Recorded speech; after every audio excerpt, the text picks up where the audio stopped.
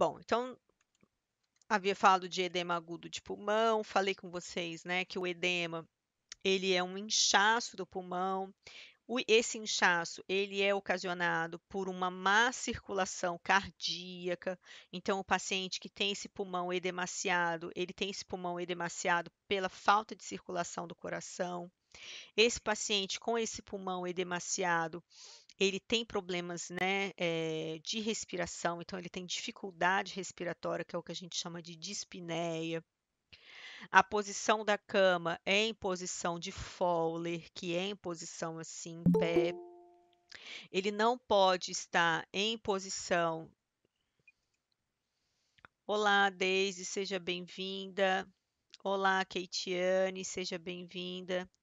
Ele não pode estar em posição de Trendelenburg. O que que é posição de Trendelenburg?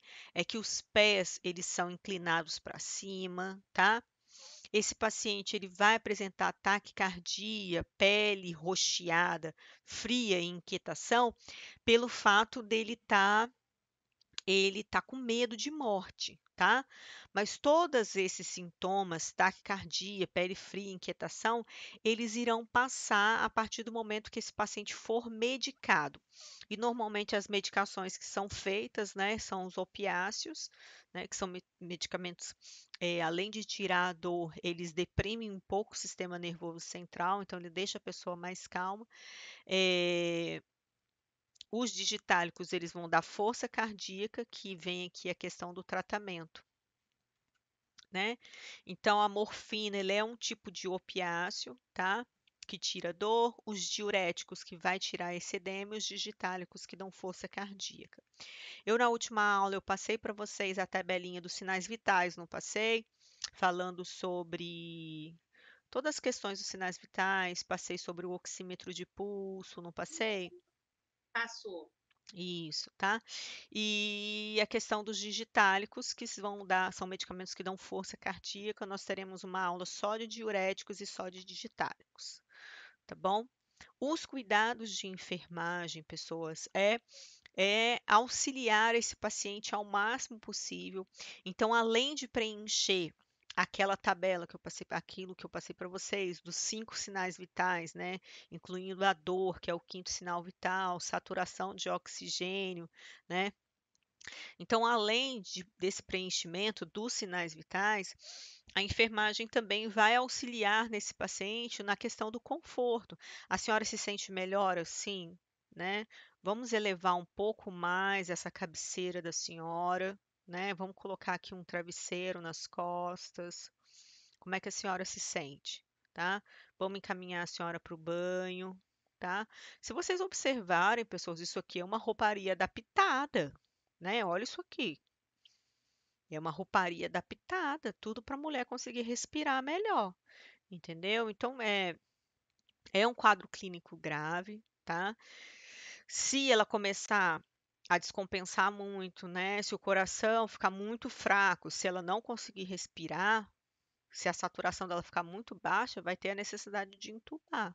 Só que uma vez entubada, pessoas, para depois tirar do tubo, é difícil, viu? Vai ser difícil conseguir tirar do tubo com um quadro clínico desse. Então, assim, é tentar manter a pessoa viva, indo viva, tentando manter o máximo possível, tá? E esse paciente é um quadro clínico um pouco melhor, como eu havia falado com vocês. Então, a gente vai tentar, né, monitorar os aspectos, né, para que o paciente consiga sair da crise, né, e e manter segurança, se manter ao lado dele, tá? Lembrando, como eu falei com vocês, não adianta eu pegar um catéter e botar lá no nariz dele só. Eu tenho que colocar o catéter e perguntar se está funcionando, tem que se me manter. Não adianta eu ir ali no quarto, colocar o oxigênio nele e sair. Eu tenho que colocar o oxigênio e verificar se o paciente melhorou, tá? Eu tenho que infundir uma medicação para dor e depois voltar ali para verificar se a medicação funcionou. Então, não é só fazer os procedimentos de enfermagem e voltar para o posto de enfermagem para ficar conversando com os meus colegas, porque às vezes isso acontece. É eu fazer os meus procedimentos de enfermagem e depois verificar se os meus procedimentos estão adequados, tá bom? Manutenção do seu conforto, colocando sempre em posição elevada, que é posição de sentado, né, que é o que a gente chama de posição de Fowler, tá? Para evitar o retorno venoso e proporcionar uma máxima expansão torácica. Então, ele fica sentado, expansão torácica, tá? Monitorar os sinais vitais, como eu havia falado para vocês, lembrando que a dor é o quinto sinal vital, e a gente tem hoje a saturação, né, o destro, que é o HGT, administração de oxigenoterapia contínua, mas lembrando que a gente vai colocar alta-téter e observar a melhora do paciente. Se o paciente não melhorar com oxigenoterapia contínua, se a saturação dele não melhorar com oxigenoterapia, a gente tem que comunicar a enfermeira vai comunicar ao médico, tá bom? E fazer as medicações. Quais são as medicações? Medicação para dor, porque ele vai sentir dor, porque está tudo inchado lá dentro do tórax, tá? Os diuréticos para esse inchaço dentro do tórax sair e os digitálicos para dar força para esse coração funcionar, tá? Nós iremos manter uma via pérvia. O que é via pérvia? É uma via contínua, uma via funcionante. Eu havia falado para vocês na última aula que existe a salinização. Falei com vocês sobre a salinização? Sim. Isso. O que é a salinização? Salinização, o médico vai e prescreve. O que é salinizar? Salinizar.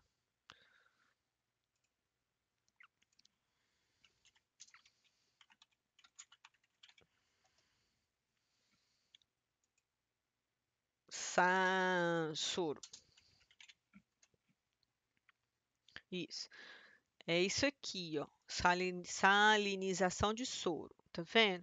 É a gente pegar e passar um pouquinho de soro, tá vendo? Tem a heparinização, que eu falei com vocês que a heparina não se faz mais em pacientes que ficam muito tempo no hospital, porque a heparina ele é um anticoagulante, começa a dar hemorragias no paciente. Então, a heparina em pacientes que vão ficar muito tempo hospitalizados, a gente não faz. A gente faz a salinização. A sanilização, ela é feita, ó, salinização. A salinização, ela é feita com soro fisiológico, né? E o médico prescreve quantos que vão salinizar, de quanto em quanto tempo, de 1 em 1 hora, de 2 em 2 horas. Aí a gente vem, pega um pouquinho, alguns ml de soro e injeta ali para não formar coágulo no catéter do paciente, tá bom? Isso é manter a via pérvia, manter a via ali para a função, para funcionar. Ou manter a via com gotejamento mínimo, manter a via pérvia, ou seja, a via funcionante, com gotejamento mínimo. Uma gota caindo, ixi, uma gotinha, tim, tim, sabe? Quando forma aquela, demora séculos para formar uma gota, tá bom? Evitando aí sobrecarga volêmica. Por quê? Porque ele não pode fazer volemia. Como é que um paciente que tem problema de insuficiência cardíaca vai ter sobrecarga volêmica, tá? Não pode. E vai fazer monitorização do fluxo urinário, que é aquela tabela de balanço hídrico que a gente já havia falado, verificando o que entra dentro do paciente e o que sai dentro do paciente, tá bom? Mas eu vou fazer um impressozinho para a gente falar sobre essa tabela. Hoje, pessoas, nós vamos iniciar, para a gente não ficar para nós, né? Não ficarmos atrasados, nós iremos conversar sobre um outro assunto que é chamado derrame pleural, tá? Então, nós iremos falar sobre derrame pleural. O que vem a ser derrame pleural? O derrame pleural, ele é popularmente conhecido como água na pleura. Então, a população fala assim, ih, fulano está com água na pleura. Então, popularmente, derrame pleural é água na pleura. O que é derrame pleural? Derrame pleural é um acúmulo de líquido na base do pulmão, advindo de líquidos produzidos pelo próprio pulmão. Pode ser qualquer líquido. Então, qualquer líquido que venha se depositar na base do pulmão. Aí pergunta, professora, mas por que na base do pulmão? Fica na pleura aqui, ó, na base do pulmão. Pleura, pessoas, pleura, ela é uma película, só para vocês verem, vou mostrar para vocês o que é a pleura. para vocês entenderem. Biópsia. Vamos ver se nessa biópsia aqui aparece. Os mostramos dos casos de biopsia pulmonar realizados.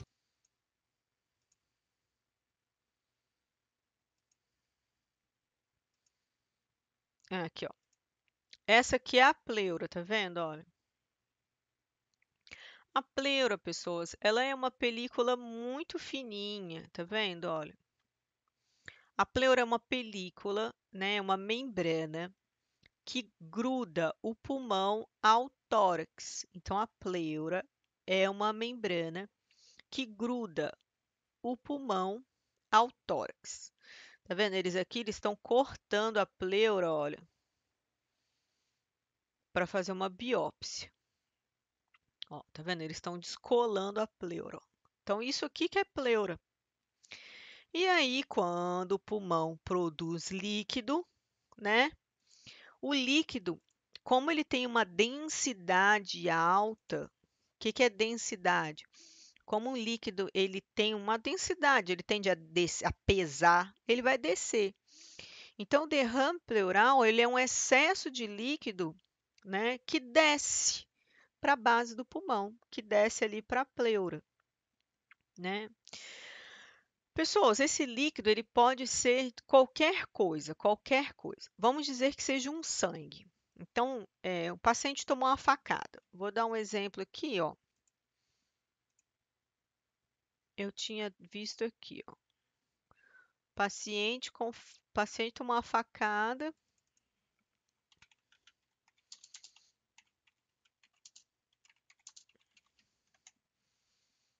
Ó, esse paciente aqui ele tomou uma facada e está com dreno no tórax. Ele ainda está com a faca no tórax.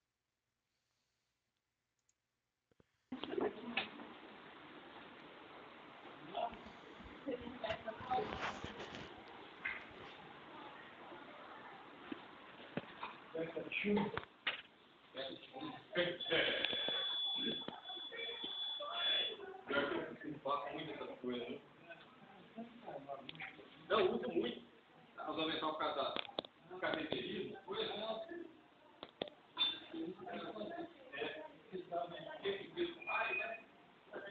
Na época que eu tinha muito mais biologista que eu fazia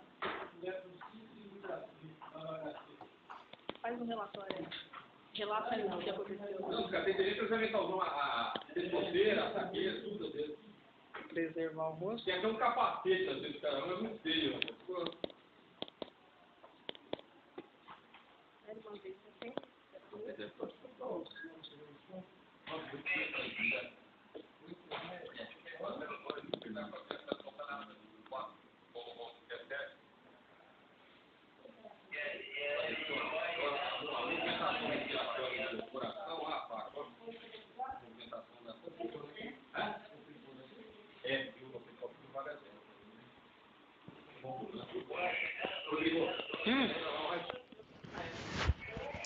Bom, pessoas, o que acontece? O paciente, vocês viram, deixa eu fechar aqui. Vocês viram, o paciente ele ainda está com a faca ainda.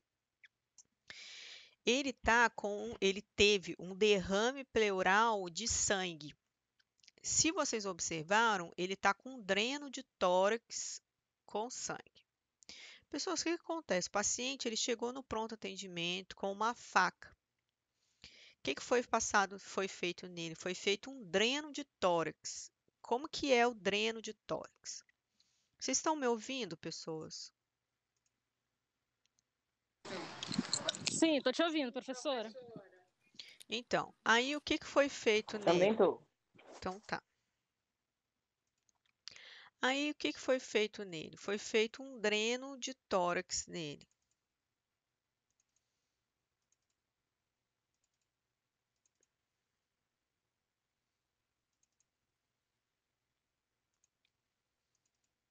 Aí foi feito um dreno de tórax nele. Aí eu vou mostrar para vocês o que é o dreno de tórax que é feito no paciente, tá bom? Então o paciente ele chega no hospital com uma facada igual o colega ali. Ele tomou uma facada.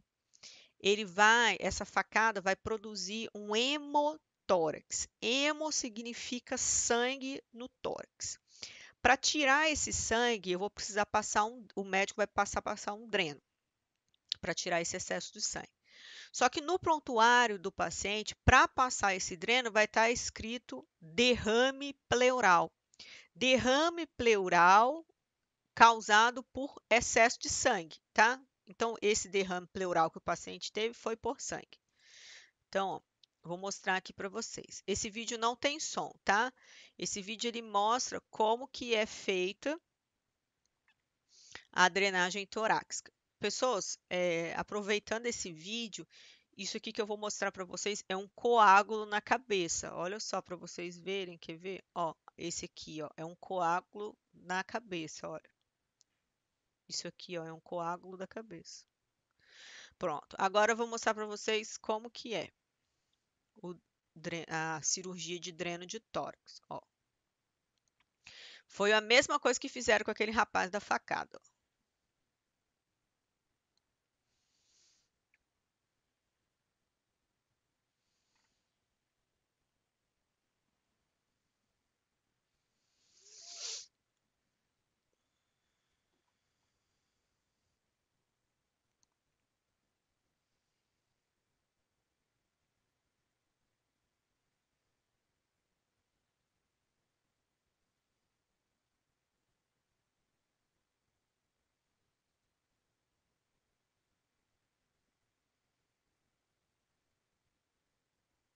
Olha o quanto do tubo que vai entrar lá dentro, olha.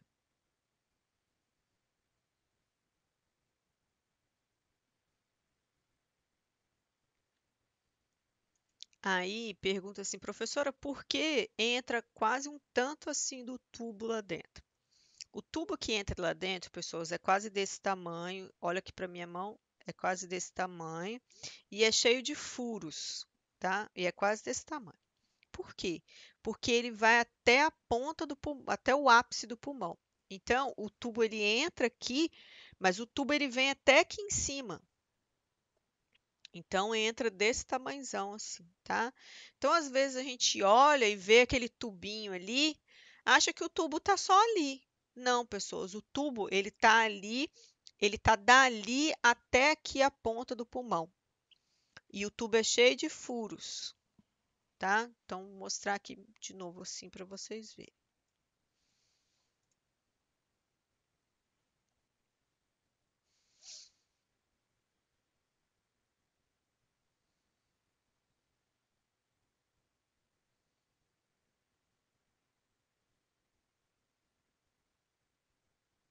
É importante vocês verem isso, pessoas, porque quando vocês vão prestar o cuidado com o paciente, vão fazer o curativo no paciente, é importante vocês terem ciência de como que o paciente está por dentro, entendeu? Por isso que eu passo essas coisas para vocês verem como que o paciente está por dentro.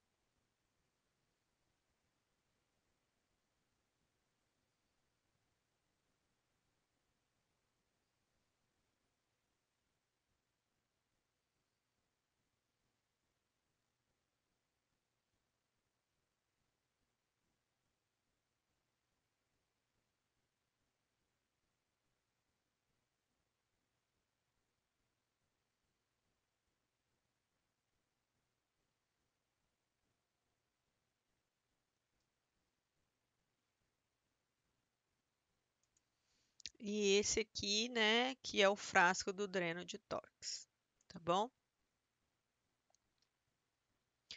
Bom, é isso, pessoas. Então, O derrame pleural, ele é um acúmulo anormal de líquido no espaço pleural. No raio-x vai estar dessa forma, o médico vem aqui, passa o dreno e retira esse líquido. Por que que no caso do rapaz lá não foi retirado a faca? Porque a princípio, pessoas, eles quiseram sanar o derrame pleural. A faca, a retirada da faca vai ter que ser uma outra cirurgia, com um outro médico profissional responsável por uma cirurgia mais invasiva. Se vocês observaram, a drenagem torácica é um procedimento mais simples. Então, qualquer médico, vamos dizer assim, um médico mais simples dá para fazer. Já a cirurgia para retirada da faca será preciso um cirurgião mais especialista, especializado em traumas para ser retirada a faca, tá? Então, eles mostraram a filmagem do dreno, da drenagem, por um médico mais simples, mas a retirada da faca vai ser uma cirurgia mais complexa, tá bom? O derrame pleural ele pode ser por pus, a formação de um abscesso. A formação de um abscesso, pessoas, o que que é um abscesso? Abscesso tem aqui, ó. Um abscesso, ele é pus. Isso aqui é um abscesso, ó. Isso aqui é um abscesso. Abscesso é igual um furúnculo. Ó, isso aqui é um abscesso. Por que que acontece isso no pulmão? Normalmente bactéria, pessoas. A bactéria, ela produz pus. O que que a bactéria faz? A bactéria, ela tem um poder chamado poder de putrefação. A bactéria, quando entra dentro de um tecido, normalmente a bactéria apodrece o tecido por dentro. O que que é normalmente o furúnculo? Normalmente o furúnculo, ele é a entrada de uma bactéria dentro da pele e a bactéria vai comendo a pele por dentro. E aí a bactéria vai apodrecendo essa pele por dentro. E aí na hora que a pessoa espreme o furúnculo, o que a bactéria conseguiu apodrecer lá dentro sai. Entendeu? Então, normalmente o furúnculo é a penetração de uma bactéria lá dentro. Oi. Mas, na verdade, furúnculo não pode espremer, né, professora? Não, o correto não é espremer, o Tem correto que é fazer rasgar. compressa com água quente, né? Isso, correto. Que O aí ele correto, sai. isso, correto é espremer, é colocar com água quente. Porque, pessoas, na verdade, o que que na verdade ocorre numa formação de o que que seria na verdade um furúnculo? Seria normalmente o início ocorre tudo com uma foliculite, que é um processo inflamatório de um folículo piloso. Esse folículo piloso ele inflama, pode ocorrer impregnação bacteriana local. A bactéria impregna no folículo piloso, começa a apodrecer a pele por dentro. Aí essa pele começa a apodrecer por dentro. Normalmente tem que se fazer o uso de uma pomada bactericida. Então tem que fazer o uso de um Bactrim, um Nebacetim. Para quê? Para matar essa bactéria que se alojou ali dentro. Entendeu? Então normalmente é assim. Às vezes o furúnculo pode se aparecer por uma mordida de algum inseto, uma aranha, por exemplo. Então, às vezes a aranha ou algum bicho morde e aquilo ali vira uma porta de entrada para uma bactéria, e aí a bactéria começa a apodrecer lá dentro, entendeu? Então, acontece mais ou menos assim. E no pulmão, às vezes a pessoa inala alguma coisa e a bactéria entra lá dentro, ou mesmo superficial, entendeu? Mas normalmente a pessoa inala e aí a bactéria começa a comer o pulmão por dentro, aí forma um abscesso interno no pulmão, e aí esse abscesso interno vai formar essa pus no pulmão, e essa pus no pulmão é chamado de empiema, que é isso aqui, ó. Empiema significa pus dentro do pulmão, que seria esse abscesso aqui que eu mostrei para vocês. Isso aqui dentro do pulmão. Imagina o pulmão com um abscesso. Seria isso aqui dentro do pulmão. Então, o paciente teria que tomar medicações, né, fortes para tentar matar isso aqui dentro do pulmão. É complicado. Mas aí fazer um dreno para retirar ainda isso aí, tá bom? Vê, deixa eu dar uma olhada aqui na descrição do furúnculo. Então, furúnculo é uma infecção, em geral causada por uma bactéria, Staphylococcus, que acomete o folículo piloso, a glândula sebácea e o tecido subcutâneo. Tá vendo? Então, é uma formação embaixo da pele causada por uma bactéria. Por quê? Porque a bactéria ela tem esse poder chamado poder de putrefação. A bactéria apodrece a pele. Então, para vocês terem uma ideia, um furúnculo avançado, ele fica, gente, o furúnculo avançado, ele fica igual um tumor, né? Ele fica muito grande. Olha esse aqui, olha que nojento. Por quê? Porque a bactéria tem esse poder, a bactéria tem o poder de putrefação, a bactéria apodrece a pele. Então, que é o ideal? Logo quando aparece uma feridinha, pessoas. Então, o ideal numa foliculite, o que é foliculite? Um processo inflamatóriozinho que seja da pele, assim, ó. Uma foliculite, um processo inflamatóriozinho de um pelo, o ideal é já passar uma pomada bactericida, né? Que a gente utiliza o Bactrim, o Nebacetim. Por quê? Porque ele já some. Se a gente não passar nenhuma pomadinha, a bactéria só vai comendo, comendo, comendo, comendo, até virar um furúnculo mesmo, até virar uma coisa assim, ó. Quando você já vê, ela já comeu a carne por dentro todinha, tá? Tem uns que o negócio fica tão feio que ela vai comendo até o osso, tá bom? É sério, o negócio é, ó, se deixar, come até o osso. Ó, vendo? Se deixar, vai comendo, comendo, comendo. Ah, eu sei porque eu tive uma aluna que ela teve um namorado.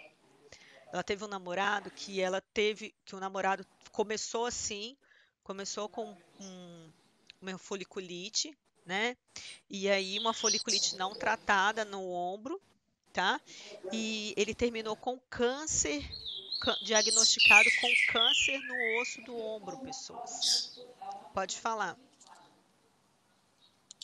Não, não, não vou falar mais não, pode deixar. Não, pode falar. Não, professora, não é nada não. É, pois é. Então, assim, qualquer foliculite, quem gosta, por exemplo, assim, tem muitas pessoas que têm muita foliculite no ombro, né? Quem gosta de ir para academia e às vezes fica suado de academia e não toma banho depois da academia, dá muita foliculite no ombro, né? Foliculite é é tipo umas espinhazinhas no ombro, tá? Pessoas têm que passar Nebacetim, tá? Nebacetim, Bactrim, tem que passar. Por quê? Porque senão evolui para um furúnculo e do furúnculo pode evoluir para uma coisa muito grave, igual eu falei para vocês, né? Essa mocinha, o namorado dela, ele evoluiu e ficou tão grande, pessoas que pegou o osso dele. Ele foi diagnosticado com câncer, porque eles começaram a pegar antibiótico injetável. Eles injetavam antibiótico no local, assim, ó, com a seringa e não sarava, tá bom? Então é grave. Deixa eu ver quem tá aqui, ó. Então é isso, tá? Então imagine isso dentro do pulmão. Ai. Normalmente acontece por uma bactéria. E quando mordida de inseto, tá? Então, uma aranha, por exemplo, vai lá, morde, aí é porta de entrada para a bactéria entrar e também ocasionar. Então, a gente tem por sangue, por pus, que seria isso, tá? Por uma bactéria. E tem um líquido leitoso também, pessoas. O líquido leitoso seria isso aqui, ó. Ó, não sei se vocês já viram. É isso aqui que o pulmão produz, ó. O pulmão produz um líquido. Ó, isso aqui é líquido leitoso, olha. Tá vendo? Um ice cream, um líquido leitoso que o pulmão produz. Acredita-se que é algumas substâncias esquisitas inaladas, né? Então, inalação de substâncias esquisitas, né? Pessoas misturas de pastas de cocaína, maconha, vê? Misturas de passas de cocaína, talvez. Misturas de pó de mármore, pessoas que talvez trabalham em marmoaria, pessoas que trabalham com substâncias que são inaladas, entendeu? Então, acaba produzindo um creme branco no pulmão. Então, essas pessoas têm que tomar cuidado com que tipo de substância põe para dentro das narinas, né? Porque pode ocasionar aí a produção desse ice cream aqui, desse white cream, que é um creme branco, tá? Aí vai formar um derrame pleural aí de um líquido leitoso. E pode também ter a formação de um líquido rico em colesterol, que é um líquido rico em gordura, que também pode ser produzido aí pelo pulmão, tá? Existem também pessoas, a pneumonia, né? Paciente com pneumonia, e aí essa pneumonia que é inflamação do pulmão, esse paciente produzir excesso de muco, e esse muco se depositar aqui, excesso de secreção, e essa secreção depositar aqui, e aí precisar passar um dreno. Então, tudo isso é derrame pleural. Então, a pneumonia causa derrame pleural, DPOCs, que são doenças pulmonares, causam derrame pleural, né? Então, tudo isso pode causar derrame pleural, tá?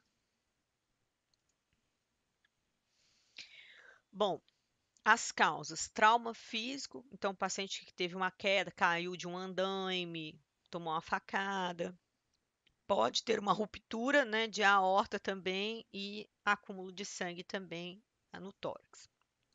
Esse aqui é um raio-x de um paciente com derrame pleural. O que esse paciente vai sentir, pessoal? Cheio de líquido aqui. O paciente não vai conseguir respirar direito, né, pessoas? Imagine seu pulmão cheio de líquido. Não consegue respirar direito, tá? Ele vai sentir muita dor, um peso, né, no tórax, dor, né? E como que consegue ver? Através de um diagnóstico de raio-x. Aí o médico passa um dreno aqui e sai essa água, sai esse líquido aí. Aí a coloração, que coloração vai ter? Vai ser de acordo com a secreção, vai ser pus. Aí vai sair cor de pus. E fedendo, aí é bactéria, né? Vai sair pus, é bactéria. Vai sair sangue, então foi trauma, ele talvez caiu, né? Vai sair um sangue, uma secreção clara, meio amarelada. Então aí talvez é uma DPOC, né? Que tipo de secreção que vai sair? Então o médico vai avaliar, tá? Pode ser feito o tratamento com uma toracocentese, que é a retirada do líquido por uma punção, ou pode ser por uma drenagem torácica, tá? A gente tem alguns outros tipos de drenagem torácica, sem ser aquela tradicional, igual vocês viram.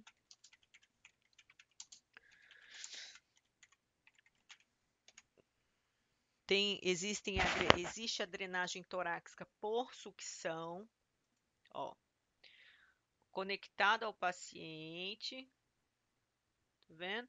E um sistema de sucção, tá? Então também tem um tipo de drenagem por sucção, ó, que acaba fazendo um sistema de sucção, não é uma sucção assim não, tá? É uma sucção mais leve, mas tem um sistema de sucção, tá vendo? Ligado ao paciente, ligado ao aspirador. Então ele faz um trabalho de sucção, mas não é um trabalho de sucção tão forte não, tá? Tem esse aparelho aqui, ó.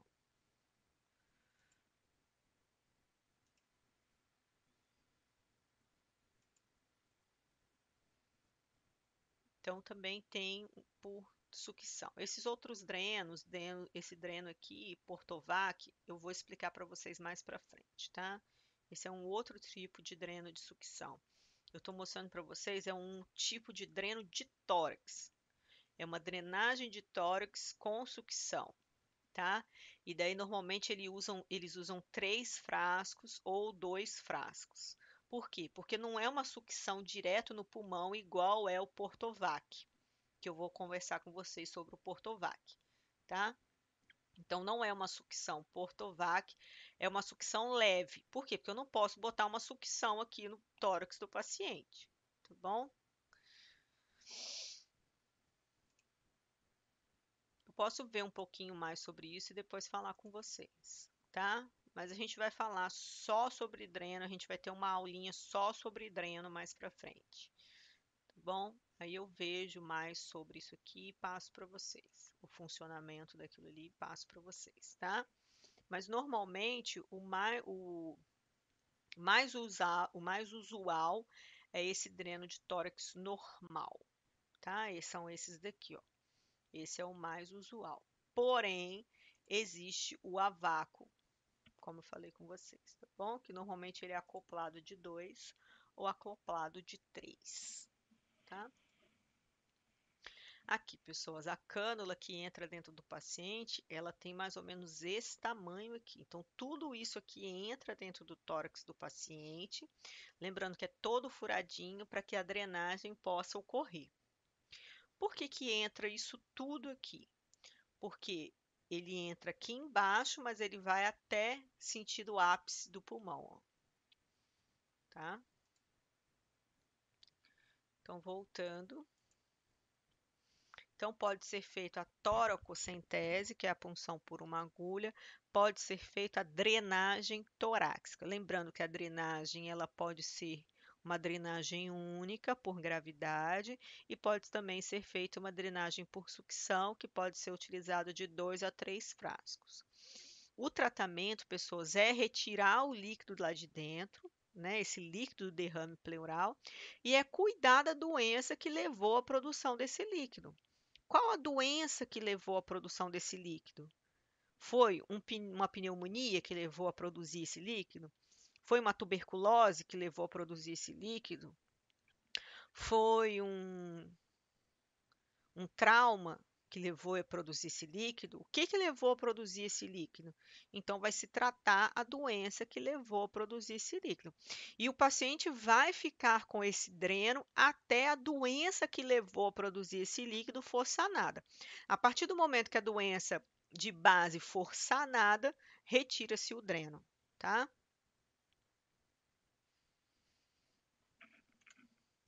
Bom, pessoas, dando continuidade, então, quanto a dreno, essas coisinhas, nós iremos falar, nós teremos uma aulinha só sobre isso. Bom, falar com vocês sobre embolia pulmonar, né? Embolia pulmonar. O que que vem a ser embolia pulmonar? Vamos falar primeiro o que que é êmbolo. Êmbolo, pessoas, é qualquer coisa, qualquer fragmento, qualquer coisa que venha obstruir uma passagem de veia, artéria, da respiração de um pulmão. Vocês sabem que um pulmão, para respirar, ele precisa do sangue. Então, quem faz as trocas gasosas é o sangue. Então, o pulmão está aqui, o sangue vem aqui e enche o pulmão aqui de sangue e faz as trocas gasosas, né? Então, quem faz as trocas gasosas é o ar que entra com o sangue que está ali dentro. O que que acontece, pessoas? O êmbolo, ele entope as artérias e veias do pulmão. A pessoa não consegue respirar. Então, ela fica sufocada. Então, êmbolo é qualquer coisa que vai entupir as artérias e veias do pulmão, tá? A literatura, ela tem uma descrição diferente, mas eu vou explicar para vocês. Então, o êmbolo, ele qualquer fragmento, qualquer coisa que venha entupir. Professora, Oi, a Tiele está tentando entrar de novo. porque ela caiu? Cadê ela? Pede ela aí. Ela tá na rua.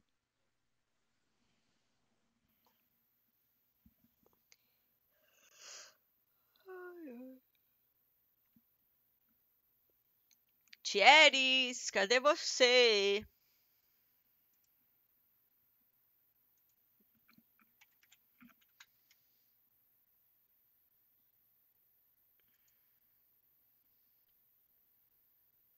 Cadê o Delson e Kate? Quem é Delson e Kate? Era eu, professora, que eu tava usando o celular do meu marido. Hum. ETRs. Alguém me removeu. Foi bloqueada. Que isso? Bom, vamos lá. Só vou falar um pouquinho desse assunto e a gente já vai. Bom, cadê eu? Onde eu estava? Então, pessoas, o que que vem a ser o êmbolo? O êmbolo, ele é qualquer coisinha que vai entupir o pulmão, tá? E aí, ele entope as artérias e veias do pulmão e o paciente não consegue respirar. Normalmente, pessoas, a pessoa morre, tá? Então, normalmente, o paciente ele morre de embolia pulmonar. Eu acredito que vocês já ouviram falar muito sobre isso, né? O paciente morrer de embolia pulmonar, né? Bom, e aí, o que que a literatura fala? Eu vou explicar para vocês. Por que que a literatura fala dessa forma? Porque o êmbolo, ele pode ser um fragmento de trombo, tá? Então, vou explicar aqui no pente, meu pente aqui está aberto, vou explicar para vocês o que que a literatura normalmente fala. Tem alguém aí com o microfone aberto, que está dando uma microfonia. Quem que está com o microfone aberto?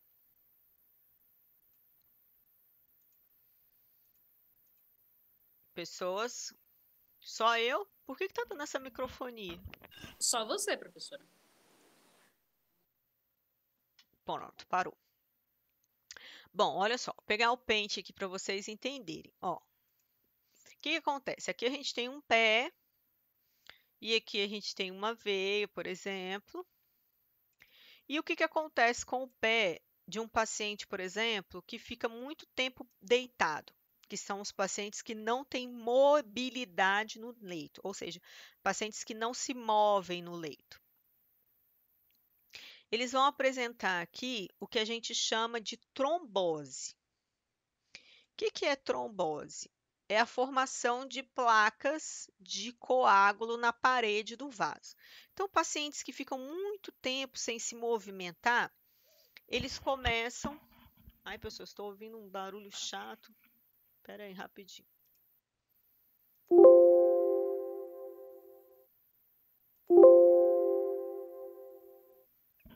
Pacientes que ficam muito tempo sem se movimentar, eles acabam formando coágulos na perna, tá?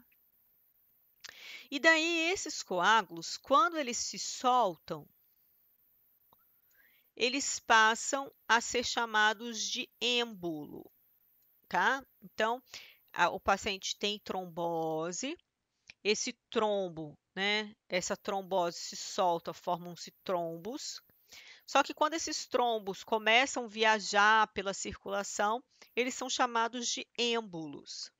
E quando entope o pulmão, ele causa embolia pulmonar. Então, o que é embolia pulmonar? É o desprendimento de um trombo que viaja através da corrente sanguínea obstruindo o pulmão. Então, a embolia pulmonar, o trombo viajou e parou lá no pulmão, tá vendo? Ele aqui era uma trombose, a partir do momento que ele começa a viajar, ele é chamado de êmbolo, parou no pulmão, causou uma embolia pulmonar. Pessoas, como que isso vai acontecer com vocês? Por exemplo, assim, seu João está acamado, né? Então, vamos dizer, vou pegar o seu João aqui. Vamos dizer que seu Paulo, né? Seu Paulo, vamos botar aqui Dona Bernadette. Vamos dizer que Dona Bernadette está acamada. Aí eu dou banho na Dona Bernadette, banho de leito na Dona Bernadette. E depois do banho de leito, eu venho e começo a fazer massagens na perna de Dona Bernadette. Massagens, faço movimentos passivos na perna de Dona Bernadette. Aí tá bom. Aí logo depois vem a notícia, né? Nossa, Dona Bernadette faleceu.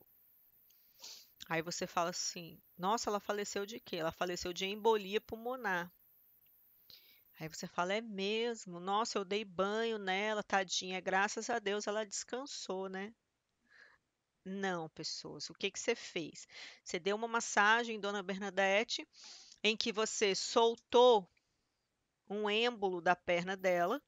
Esse êmbolo viajou até o pulmão, obstruiu ali as artérias e as veias de Dona Bernadette e ela morreu de embolia pulmonar. Então, pessoas, o que que acontece? Normalmente, esses pacientes acamados, eles tomam medicamentos por estarem acamados. Então, normalmente, esses pacientes acamados, eles tomam trombolíticos, que são medicamentos que são anticoagulantes, não vão deixar o sangue coagular para não formar trombos, consequentemente, não causar embolias. Por isso que eu falo com vocês, falo assim, olha só, vocês só vão fazer o que está prescrito. Por que que vocês só vão fazer o que está prescrito? Porque vocês têm um respaldo legal, pessoas. Por quê? Porque uma simples massagem pode levar uma pessoa para uma embolia, vamos dizer assim, entendeu? Se estava prescrito que você poderia fazer a massagem, o respaldo legal é da enfermeira, que mandou você fazer a massagem, e não você que fez a massagem. Vocês estão entendendo o que eu estou falando? Sim, professora. Sim, professora, eu estou entendendo. Vocês estão entendendo mesmo? Sim, professora, entendi. Sim. Bom, então é o seguinte, pessoas. Antes de você fazer, porque é assim, quando a gente estuda banho no leito, a gente aprende que depois do banho de leito, é importante a gente massagear a pele do paciente para aumentar a circulação. Então é assim, olha, pós-banho no leito é muito importante a gente massagear a pele do paciente para a gente melhorar a circulação, para não formar trombose, não formar coágulo. Só que para isso a gente tem que perguntar à enfermeira. Então é importante você falar assim: olha só, está prescrito para eu dar banho no leito da senhora. Eu posso fazer massagem depois do banho de leito? Eu posso fazer uma massagem para melhorar a circulação? Aí ela vai falar assim: pode. Aí eu vou falar assim: mas eu tô com medo de acabar soltando aí algum coágulo e dar algum problema de embolia. Tem algum problema? Você pergunta antes, entendeu? Por quê? Porque é rotina. Normalmente a pessoa dá o banho no leito e faz uma massagem depois, justamente para melhorar a circulação. Só que ninguém prevê que depois de você fazer uma massagem, vai soltar um êmbolo e vai dar uma embolia pulmonar no paciente, entendeu? Então, normalmente pergunta, tá? Fala assim, posso fazer uma massagem depois? Porque às vezes eu fico com medo de soltar algum coágulo e dar uma embolia na paciente, tá bom? Então, pessoas, essa é a definição literária, que é um desprendimento, né, de um trombo que viaja no corpo. Às vezes, pessoas, não precisa nem da massagem. Às vezes, o paciente sofreu, por exemplo, o paciente é paraplégico. Não funciona das pernas para baixo, paraplégico. E às vezes ele sofre de paraplegia, não faz fisioterapia, às vezes não faz nada, né? Ou faz fisioterapia 2 vezes na semana só. Ou seja, ele fica muito tempo com a perna parada. Muito tempo com a perna parada, visto que ele é paraplégico. E você foi dar banho nele, né? Quando você foi dar, só o fato de ter dado banho nele, só o fato de ter mobilizado a perna dele, o trombo se soltou. Só por isso. E aí causou a embolia. Então pode ocorrer isso. Pode ocorrer o paciente ter feito uma cirurgia de grande porte. E a cirurgia de grande porte ter formado um coágulo e o coágulo ter se desprendido e causado uma embolia. Então, essas coisas podem acontecer, tá bom? Não necessariamente que tenha que possa ter sido a sua massagem. Essas coisas podem acontecer.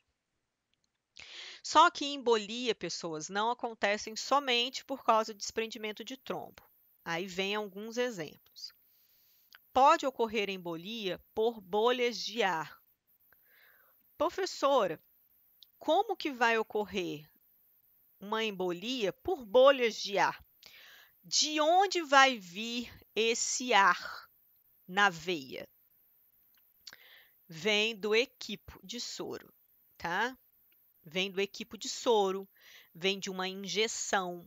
Então, aqui, ó, vou mostrar para vocês.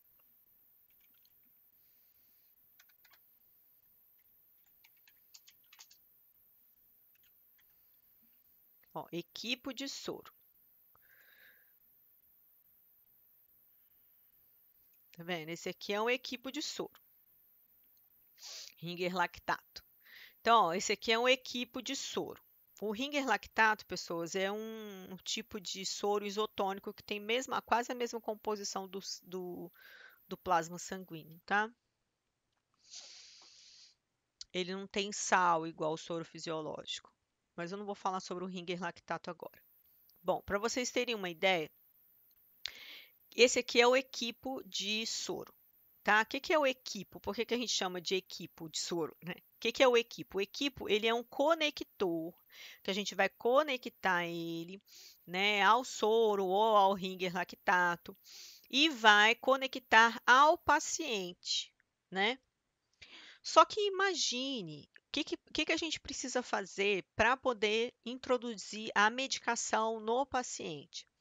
Nós precisamos preencher todo esse equipo com soro, para só depois colocar no paciente. Então, quando a gente estuda a administração de medicação, quando a gente faz as práticas de administração de medicação, a gente sempre vai bater na mesma tecla. A gente sempre vai aprender isso que eu estou passando para vocês. O que é? Preencher todo o equipo de soro primeiro e depois colocar esse equipo de soro preenchido com soro ou qualquer solução que você esteja administrando preenchido. Por quê? Porque se você não preencher esse equipo com alguma solução, vai entrar ar dentro do paciente. Se tiver bolhas de ar aqui dentro, pessoas, eu não posso infundir essas bolhas de ar dentro do paciente. Por quê? Porque senão, ó, vai entrar desse jeito aqui, ó. É porque tinha aparecido aqui uma figura.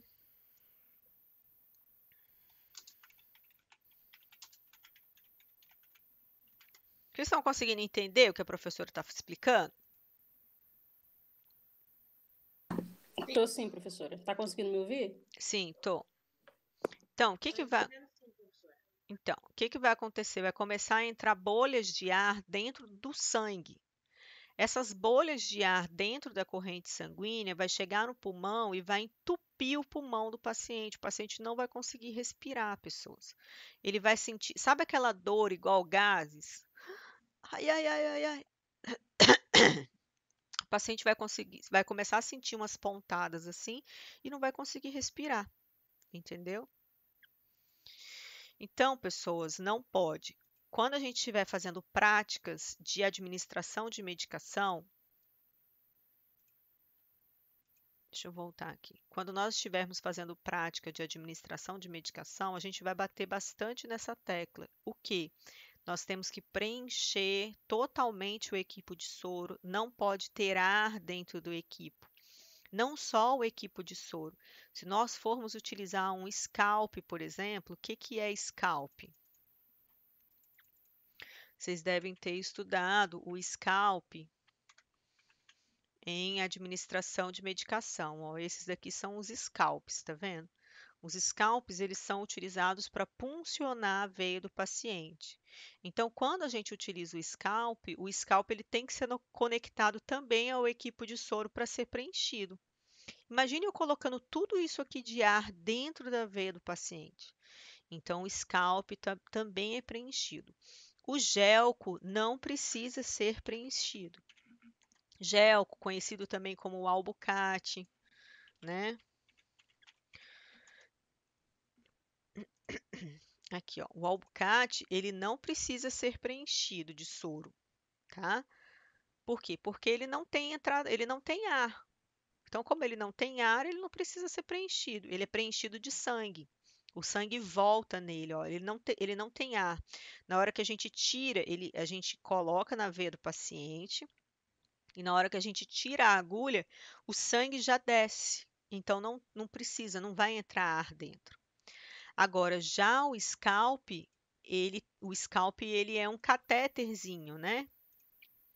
O scalp, ele é um catéterzinho que tem que ter todo esse preenchimento aqui com a solução que a gente for usar, tá?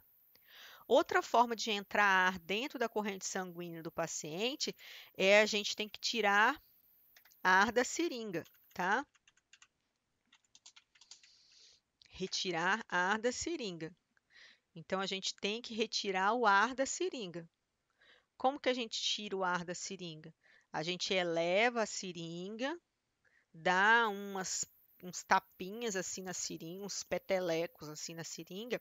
As bolinhas, a gente dá uns petelecos nas bolinhas, as próprias bolinhas sobem.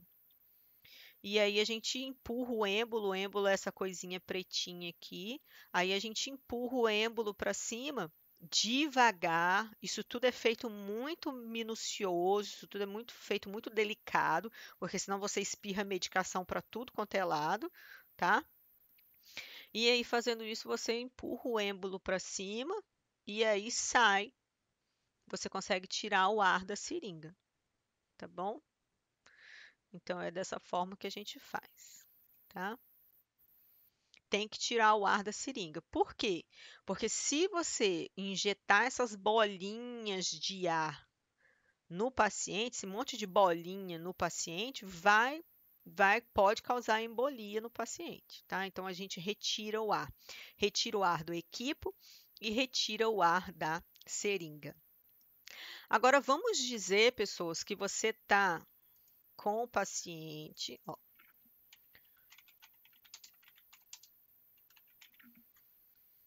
vamos dizer que você está assim com o paciente está assim, né, deitado, e você observa que no equipo está cheio de bolinha de ar. O que você tem que fazer, pessoas? Você vai ter que fechar o equipo. O que é fechar o equipo? Você vai ter que pegar essa roldana aqui e colocar essa roldana para cima. Por quê? Porque roldana para cima fecha o equipo, roldana para baixo abre o equipo. Então, você vai ter que colocar essa roldana para cima para fechar o equipo. Vai ter que desconectar o equipo dessa parte aqui do paciente, né, com isopito. Isopito é essa coisinha azulzinha aqui, ó. Essa coisinha azulzinha aqui é chamado isopito. Ele vem separado, tá? Ele vem num estéreozinho separado, tá? Você vai ter que ter no bolso você pega um isopito, coloca aqui, desconecta, vem ali numa cuba rim, né, ou próximo a alguma coisa e preenche todo ele com a solução. Tira todo esse ar daqui de dentro, nessas bolinhas, e depois tira aqui o isopito de novo, conecta e joga o isopito fora. Porque uma vez o isopito sujo, né, se você botar ele no bolso, você não pode usar mais, tá? Então, tudo isso aí é importante. Não pode ter ar. Para quê? Para não causar embolia. Um outro problema seria gotas de gordura. E de onde que seriam, por exemplo, essas gotas de gordura, pessoas? Aí que vem, né? Isso aqui eu não lembro de onde eu falei, mas eu vou falar de dreno, falei de sonda, falei de abscesso. Pessoas, isso aqui é muito importante. Pessoas, qual é a diferença que vocês veem entre esse frasco e esse frasco aqui? A diferença, pessoas, é que na veia um mata e o outro não. Quando eu falo mata, é mata mesmo, tá? A pessoa morre. Então, a diferença de um soro para o outro é que um mata e o outro não. Por quê? Porque isso aqui não é soro. Isso aqui é glicerina. Isso aqui é óleo, tá? Professora, mas se mata, o que que ele está fazendo na enfermagem? Olha esse frasco aqui, tá vendo? Isso aqui é chamado clisterol. Isso aqui é chamado glicerina. É igualzinho frasco de soro. Ó, glicerina. É igualzinho frasco de soro. Ó, glicerina.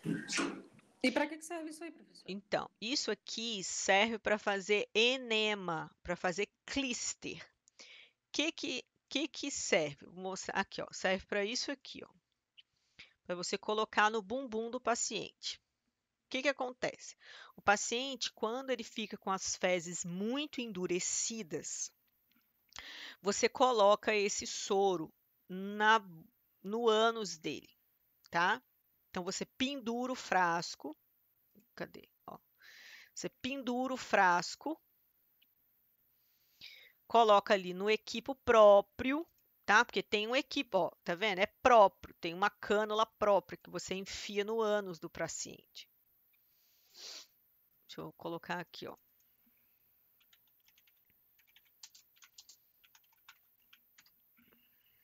Ó, então, é uma cânula própria, ó. Vendo? Para você enfiar lá no ânus do paciente. Ó, tá vendo? Então, pessoas, o que que acontece? Vou voltar aqui, frasco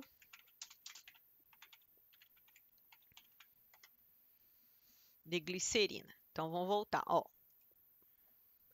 Frasco de glicerina.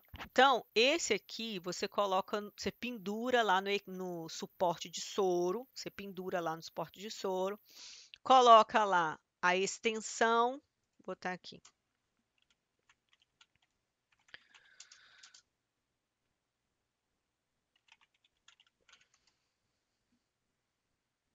Ó, extensão de clíster. Olha como é que era antigamente, olha. Antigamente era assim, pessoas, olha. Enema era feito assim antigamente, ó, com essa bolsa assim. Olha como é que era antigamente, tá? Mas agora não é mais antigamente, né, pessoas? Nós não lidamos com antigamente, nós lidamos com o agora. E o agora é aquele frasquinho que eu mostrei para vocês. Então, o agora, pessoas, é esse frasco de soro aqui, tá? Frasco de glicerina. Então, ó, deixa eu botar aqui. Enema com glicerina. Aqui, ó, é isso aqui que vem. Ó, tá vendo? Esse tubo aqui, tá vendo? É a glicerina com esse tubo aqui. Tem algumas pessoas que é o tubo direto. Tipo assim, é o tubo, é só o frasco, entendeu? Assim, ó. É só, como é que eu vou explicar para vocês? O tubo, ele, deixa eu pegar aqui, ó. Tubo.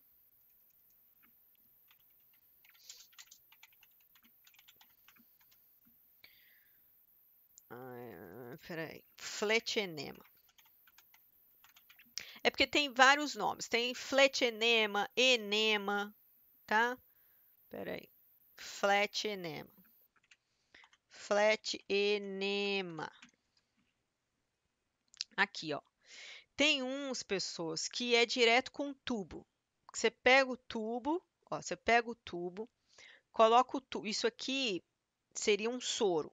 Então tem uns que é o tubo e o soro, você só vai enrolando assim, ó, o soro e enfiando a glicerina no paciente. Tem uns pessoas que é o soro daquele jeito ali, enema em soro, glicerinado. Tem uns que é desse jeito que eu falei com vocês, ó, tá vendo? É no equipo, ó, tá vendo? É através do equipo, que parece com soro. Tem aqui, ó, isso aqui que eu queria mostrar, ó. Tem uns que é assim, ó, direto assim, ó. Você pega o tubo e faz direto. Tem uns que é assim, ó, que é no suporte. Vendo?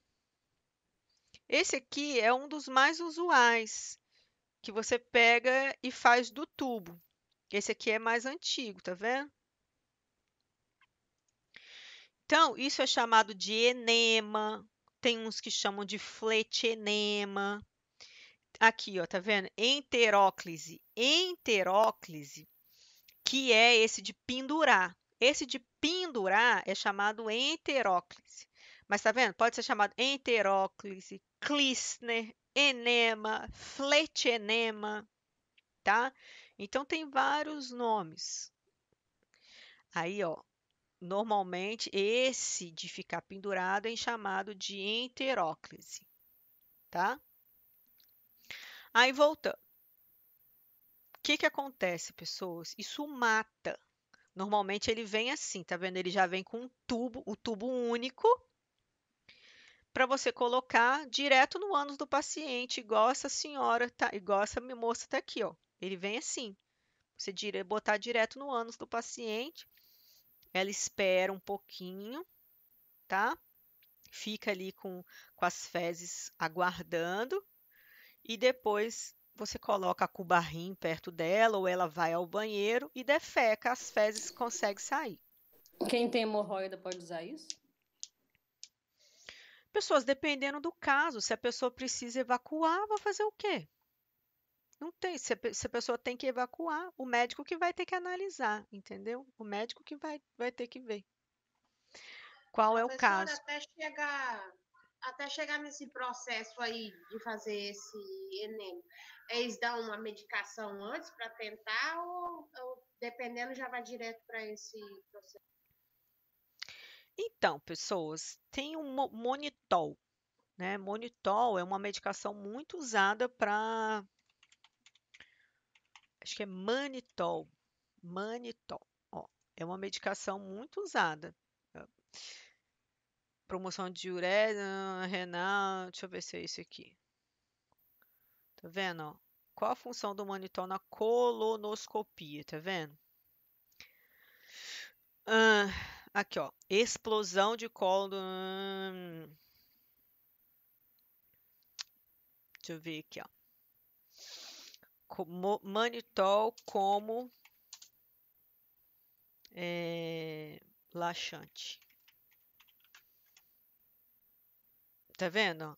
O efeito laxativo, ele tem esse remédio aqui, Manitol, ele tem um efeito laxativo, tá vendo? Pode, normalmente o médico pode prescrever ele. Por quê? Porque ele não é um laxativo tão laxativo. Tá vendo? Olha quanto que o médico tem que prescrever para ele funcionar. Misturar 500 ml, ou seja, 2 frascos, mais um suco, entendeu? Mais o simeticona para fazer a colonoscopia. A pessoa defeca tudo, ela lava, ela limpa o intestino com isso aqui. Mas se você observar, é 1 litro de manitol. Então, normalmente o manitol, normalmente os médicos usam o manitol porque ele não é aquele diarreico, né? Ele é um remédio bom, entendeu? Ele é um remédio bom. Isso aí vocês entram em prescrição médica. Eu não posso falar muito de prescrição médica, porque daí eu acabo me comprometendo quando eu falo de prescrição médica, entenderam? Então, normalmente o médico vai fazer uma prescrição médica. Quanto a... O que que eu estava falando? Quanto ao... Normalmente, pessoas, o médico vai tentar todas as formas possíveis. Só que tem o seguinte, quando a gente trabalha com clíster, fletenema e tudo mais, normalmente o paciente está com fecaloma. Olha só, o que que é fecaloma?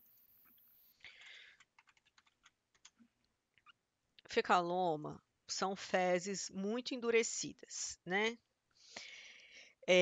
São isso aqui, ó. São fezes muito duras, tá? E normalmente o paciente ele já tem fissura anal. A gente vai ter aula sobre isso. Normalmente o paciente ele tem fissura anal. Vou fazer um desenho no pente aqui para vocês entenderem. Ó, o que que acontece? Vamos dizer que isso aqui seja o sistema digestivo, E aqui vem o ânus. Só para vocês terem uma noção. Aqui é o ânus. E vamos dizer que aqui tá as fezes, ó.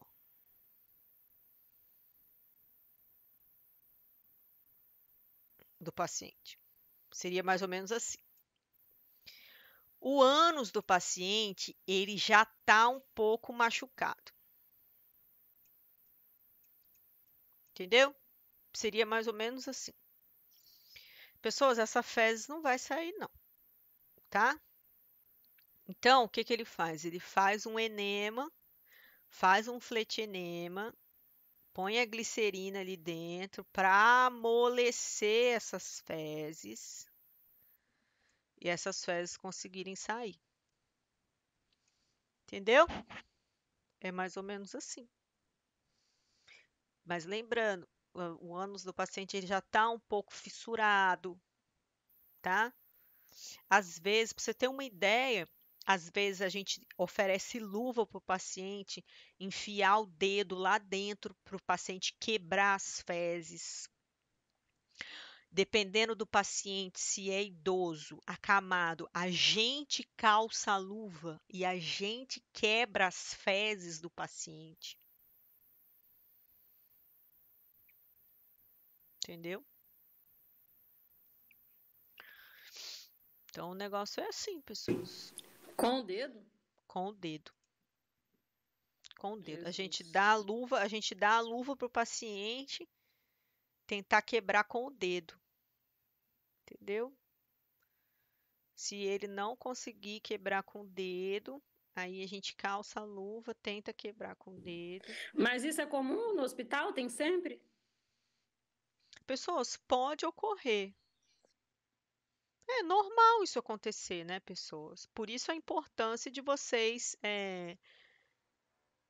ficarem atentos com a questão de defecar, o paciente está defecando, o paciente não esperar, entendeu? Não esperar o paciente defecar, não esperar urinar. Ó, o paciente tem 2 dias que não defeca. E anotar isso como observação. Ó, o paciente tem 2 dias que não defeca, como observação. Por quê? Porque daí eles passam o manitol para ele e ele vai defecar. Entendeu?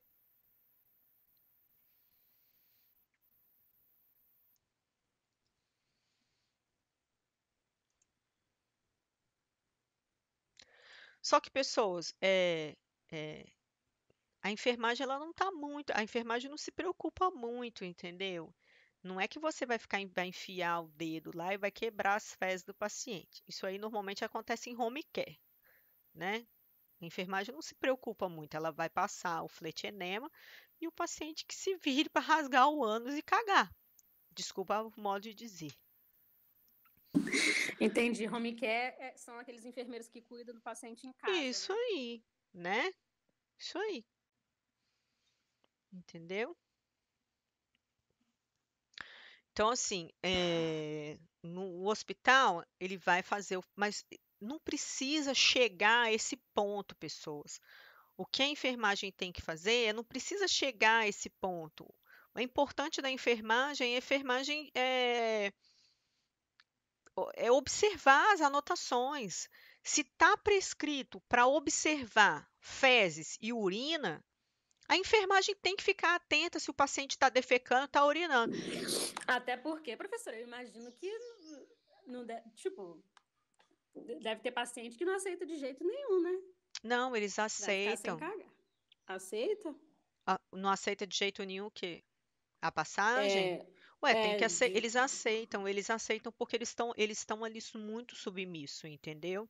Eles estão ali, nossa, você não tem noção. É por isso que o banheiro de hospital tem mau cheiro, entendeu? Porque é muita gente que urina, defeca, tudo junto, entendeu? Entendi. Então, assim, e é tudo cheiro de urina e fezes de gente doente, sabe? Então, assim, eles estão muito submissos, eles estão sentindo dor. Se eles não se submeterem, o estágio deles vão piorar. Quanto mais tempo as fezes ficam guardadas dentro do paciente, pior, mais dura elas ficam. Só que não custa nada para o médico, não custa nada para o médico prescrever um medicamento laxativo. Não é um laxante, é um medicamento que ele melhora a função intestinal. A gente vai falar sobre isso quando a gente chegar em afecções digestivas. Existem medicamentos, gente. Hoje existem reguladores intestinais que são excelentes, à base de manitol, por exemplo, que são excelentes até para gente de casa mesmo. Eu tenho aqui na minha casa que quando eu não consigo, por exemplo, eu normalmente eu evacuo todos os dias. Quando eu fico 2 dias, por exemplo, sem evacuar, eu já tomo um saquinho. Entendeu? Não fico mais de 2 dias sem evacuar, não fico. Por quê? Porque eu me regulo, assim como também as mães têm que regular os seus filhos, assim como todo mundo tem que se regular. E dentro do hospital, vocês têm que regular o paciente de vocês, entendeu? Vocês são responsáveis por eles. Então não custa nada, é uma aguinha com saquinho. Se oferece para ele, pronto, ele vai evacuar. Se ele não evacuar, você dá um outro saquinho, entendeu? Ele vai evacuar. A própria nutrição, vocês falarem isso com a nutrição, que o paciente não evacuou ainda, a própria nutrição vai ser responsável para fazer uma dieta laxativa para o paciente, oferecer uma dieta mais laxativa, entendeu? Então, isso é muito importante. É muito importante. Então, voltando aos casos, a gente vai ter aula só disso, tá? E lembrando, pessoas, a gente vai fazer as práticas, né? Se vocês não viram em fundamentos, a gente vai rever, né, em clínica médica e tudo mais, tá? Bom, aí, pessoas, normalmente, o que que a gente tem que usar para fazer esse tipo de procedimento?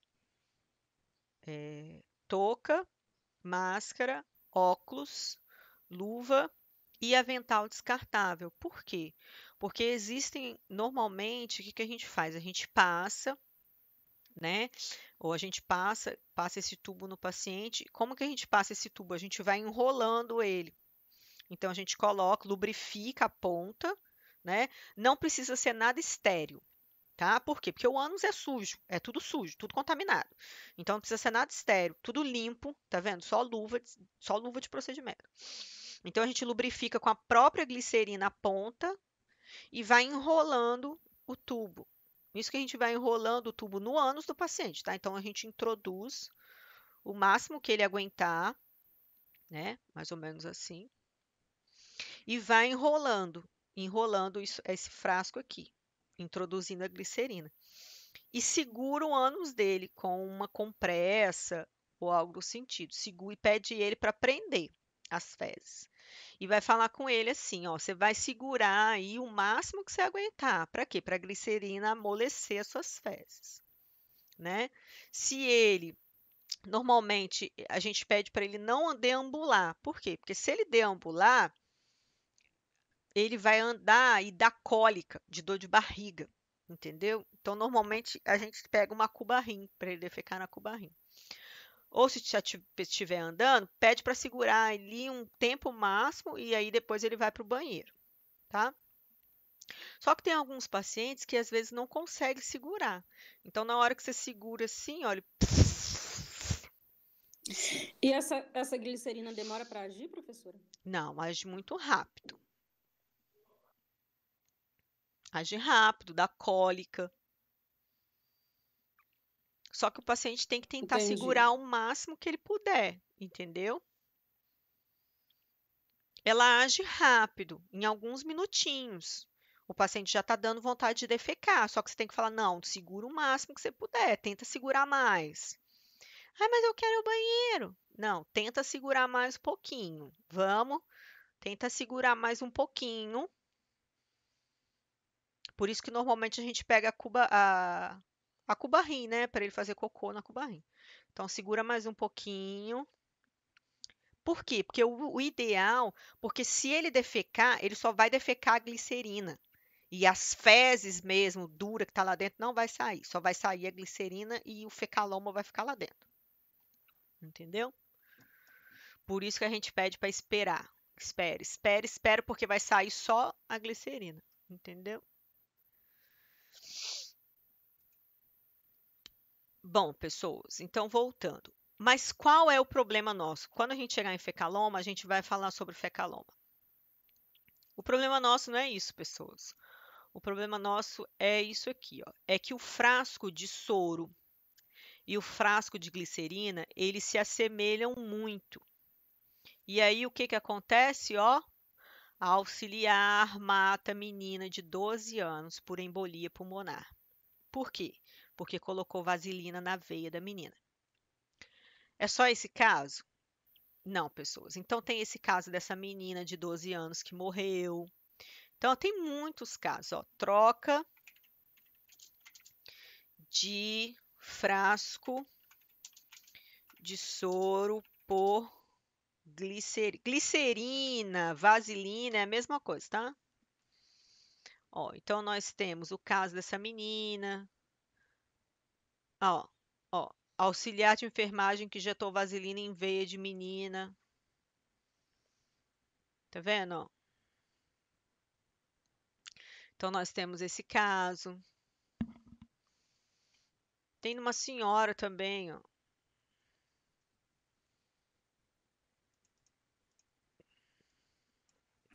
Nesse caso aí, a enfermeira perde o Corém, professora? Claro, né? Sim, claro. Desculpa falar claro, mas perde sim, né? É óbvio. Perguntei mesmo só para desencargo de consciência. Na verdade, pessoas, ela vai ser julgada, né?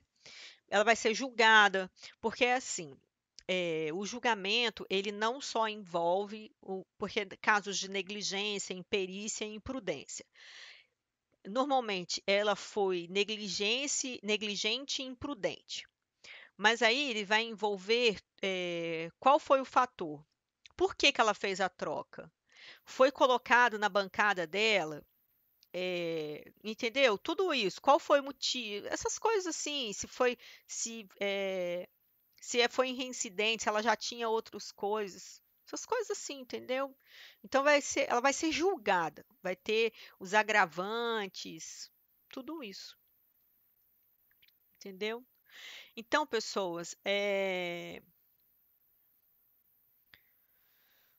tá vendo aqui, ó, outro caso também que matou a senhora, tá vendo?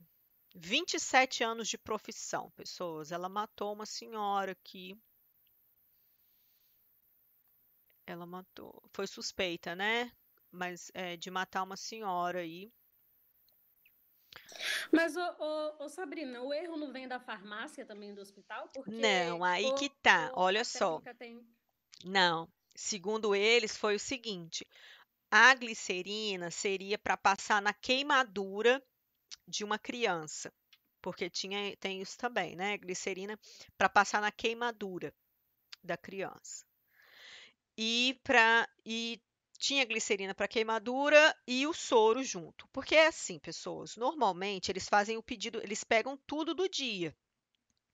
Não, pessoas, não tem como não. Olha só, vamos dizer que eu tenho um clíster, enema, flete enema.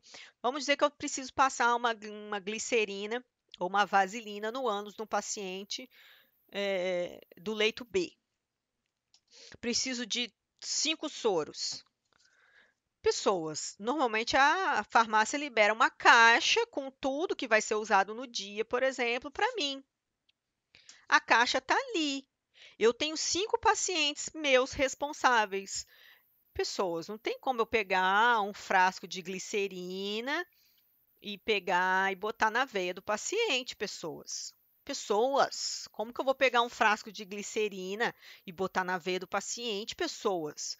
Ele é óleo, dá para ver que ele é óleo. Você faz assim com ele, ele é óleo. Você precisa preencher o equipo, como eu falei. Na hora que você vai preencher o equipo, ele é óleo. Foi muita dispersão. Sei lá, mas é muita falta de atenção. Sim, muita falta de atenção. Mas ele vai estar lá. É isso que eu estou falando com vocês. Esse é o maior erro. Esses erros, todos esses erros que eu estou falando com vocês, são erros que acontecem. Às vezes a pessoa age no automático, né? E nem No automático. merda que tá fazendo. Então, outro caso que aconteceu. que saiu na televisão, né? A moça falou: gente, mas pelo amor de Deus, tinham duas caixas, elas estavam uma do lado da outra. Tinha a caixa do soro e a caixa de glicerina, uma do lado da outra, a caixa, assim, sabe? Uma do lado da outra. A mulher foi no automático, pronto-socorro, automático, né? Uma caixa do lado da outra, a mulher foi no automático, pronto-socorro. Foi lá e pôs a glicerina na veia da mocinha. A moça morreu, 16 anos, eu acho. Não sei se chegou a morrer, mas eu sei que, né, deu a embolia. A pessoa, a dar embolia pulmonar, a pessoa morre. O que acontece? A gordura vai toda para o pulmão, a pessoa sufoca, morre sufocada.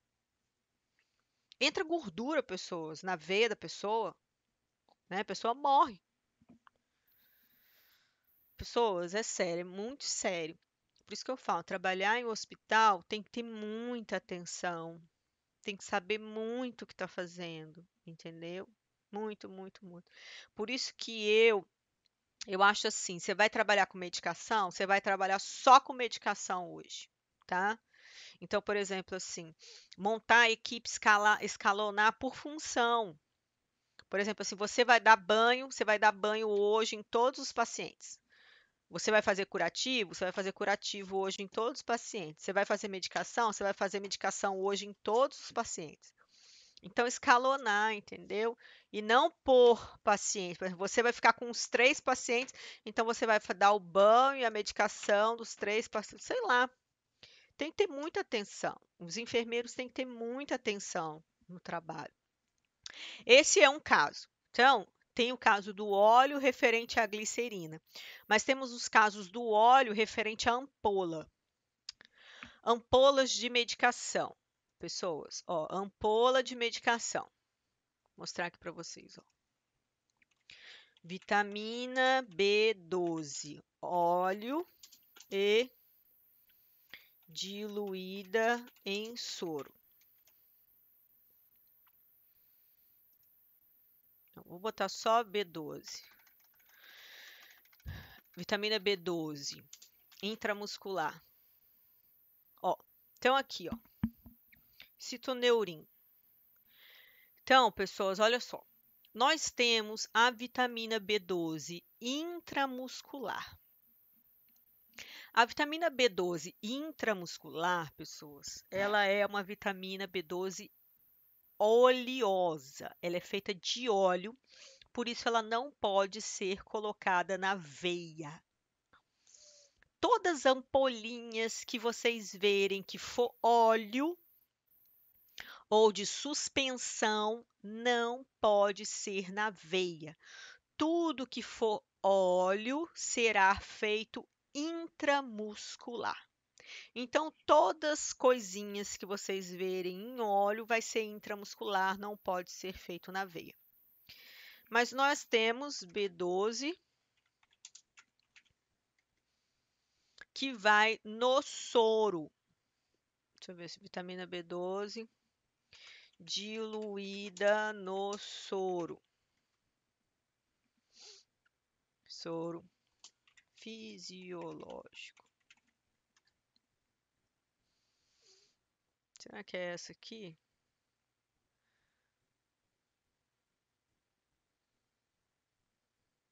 Bom, pessoas, tem. Deixa eu ver onde está.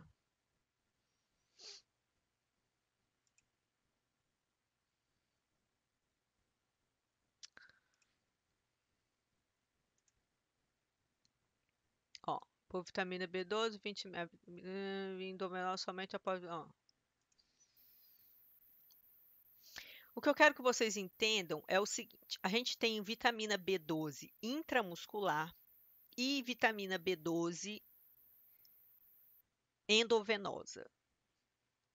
Ou seja, a intramuscular, pessoas, ela é oleosa e a endovenosa não é oleosa. Tá bom? Vocês entenderam? É porque aqui a gente vai ler um manual de não sei quantas páginas, é que eu não consegui Eu achar. entendi. Mas aqui, ó, nós temos medicação endovenosa, ó.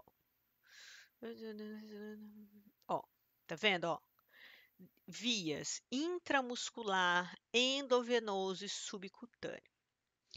As vias intramusculares são oleosas, então a gente só pode botar, a gente não pode botar óleo na veia.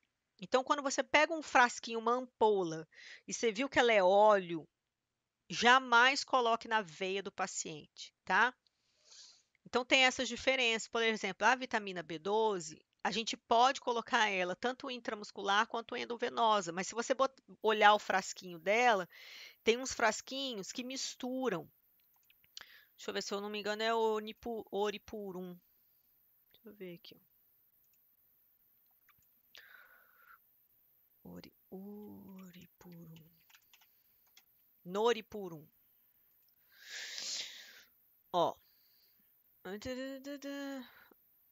É ácido fólico, ferro e ácido fólico, que é vitamina B12 junto. Vamos ver as imagens. Ó, tá vendo? Ó, a gente pode ver ela aqui diluído, mas também tem ela na intramuscular, ó. Tá vendo? Ó? Bom, pessoas, o que eu quero que vocês entendam é o seguinte: nós temos alguns tipos de medicações que a gente pode fazer. Opa. Ampola, tá? Então, ampola oleosa somente intramuscular, tá? Então, ampola oleosa somente intramuscular. Ampolas, né, sem ser oleosas, podem ser diluídas no soro. O que é diluída no soro? Colocar lá no soro e diluir lá no soro, tá bom? Então, é isso que eu quero que vocês tomem muito cuidado. Então, às vezes, isso não vai acontecer, né? Mas vamos dizer que o médico prescreveu uma medicação errada lá. Prescreveu uma medicação na veia e você pegou a ampolinha é óleo. Jamais faça óleo na veia do paciente, tá bom? É só isso que eu tenho para falar para vocês. Jamais façam medicação oleosa na veia do paciente. Medicação oleosa só intramuscular. Tá bom, pessoas? Anotem aí para mim onde que nós terminamos, tá? Falando aí, eu não terminei essa parte aqui, ó. Falta ainda terminar só a imobilidade no leito. Tá bom? Porque já são 11h10. Tá bom. Conseguiram entender, pessoas? As minhas observações Sim. são observações muito sérias, tá? Não deixem de ficar atentos a isso, tá bom? Uhum. Então tá bom. Então é isso, pessoas. Até a nossa próxima aula. Fiquem com Deus e boa semana, tá bom? Fica com Deus também, professora. Tchau. Tchau.